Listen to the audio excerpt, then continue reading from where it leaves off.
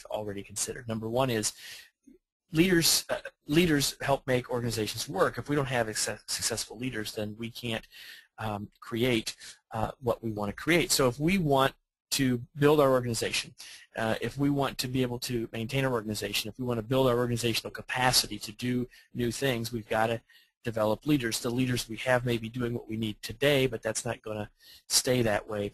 You know, one of the major reasons why people leave an organization, and I know that maybe in your industry in the more recent past there's been less turnover, mostly because people haven't found another place to go. But that's going to change again. If it hasn't already in your industry, it will.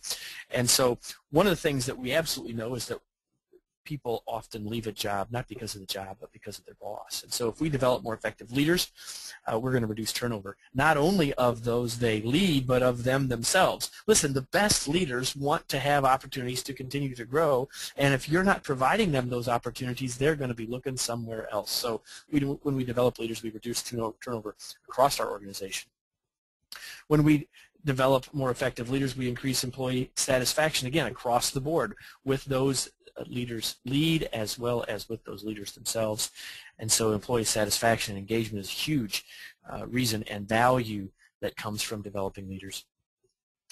We create sustainability for our organizations. Our organizations can't continue, even at their current level, without strong leadership. And so developing leaders helps us maintain the status quo, if you will, if you want to think about it that way. We've got to at least do that. And so if we're not investing in and building our leaders and building our bench strength, if you will, and building our pipeline, then we can't sustain our organization over the long haul. And most of us aren't just trying to survive, we're trying to thrive. And so there's no way that we can grow our organization,